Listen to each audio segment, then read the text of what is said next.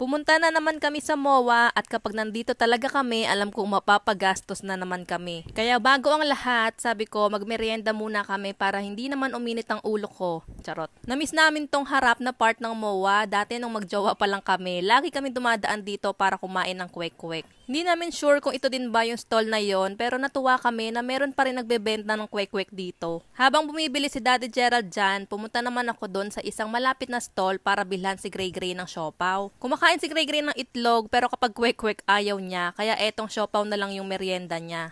Kwek-kwek at kikiam pala yung binili ni Daddy Gerald. Yung sausawan ko yung matamis lang, tas kay Daddy Gerald naman pinaghalong sweet and spicy tsaka suka. Nakakamiss din yung mga ganitong tusok-tusok date, no? Dati ganito ginagawa namin. Kasi ito lang yung afford namin. Kakain muna kami sa tusok-tusok para busog na kami at hindi na kami mapapagasto sa pagkain. Wag ka, may times din na kwek-kwek yung inuulam ko dati sa boarding house kapag talagang kailangan kong tipirin yung pera ko. Kayo ba, na-try nyo nang ulamin yung kwek-kwek? Pagkatapos namin kumain, bumalik na kami sa mall para maaga kami matapos sa agenda namin today. Kaso pagpasok namin, nakita namin na bukas na pala yung mga Christmas decors dito. Nung huling punta kasi namin, may naka-cover pa na tela dyan eh. Kaya sabi ko kay Gray Gray, picturean ko siya. And actually, nasa stage na si Gray Gray na interested na siya sa mga ganito. Siya pa nga nagsasabi na picturean ko siya. Tapos minsan sasabihin niya na dito naman sa isa or saan naman tayo next. Ayun nga lang, malikot pa rin talaga kaya puro blurred ang mga picture kaya puro video ginagawa namin. After nyan, pumunta naman kami dito sa Nike store dahil mukhang matutuloy na ang pambubudol ni Daddy Gerald.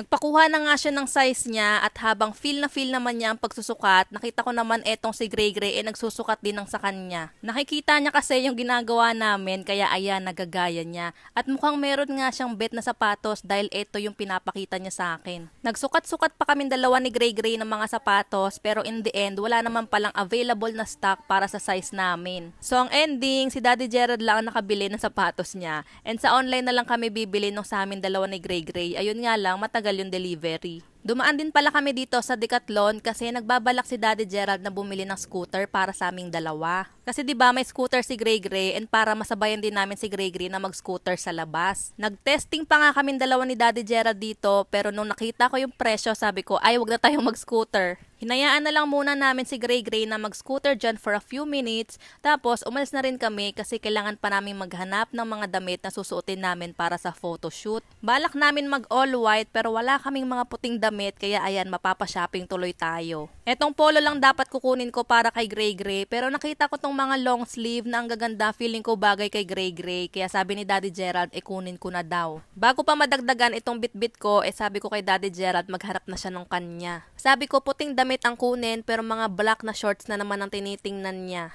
Wala akong nabili na para sa akin kasi walang masyadong mga dress na puti dito. So sabi ko, tingin na lang kami sa iba. Pero since magdi-dinner na yan, sabi ko, kumain na lang muna kami at dito na kami sa food court pumunta. Hindi ko alam kung saan umorder si Daddy Gerald pero ayan yung food namin. Tapos bumili na lang din siya ng juice. In fairness, ang sarap nung nabili ni Daddy Gerald na food, pati si Gray Gray na gustuhan niya. Akala ko nga nung una chicken siya pero isda pala yun. Pagkatapos namin kumain, balik naman tayo sa paghahanap ng dress na susuotin ko sa photoshoot. Puting dress lang naman ang gusto ko pero bakit para ang hirap maghanap? Ilang stores na yung pinuntahan namin pero yung mga nakikita ko mga puting dress more on parang mga summer yung design tapos mga maxi dress. Feeling ko hindi sa akin bagay yung maxi kasi ang liit ko. So sabi ko tingin tayo sa department store baka mas marami doon at baka mas mura pa yung mga damit doon. Pero nakakapagod na rin maglakad-lakad at maghanap-hanap kaya sabi ko kahit anong puting dress na lang okay na yan.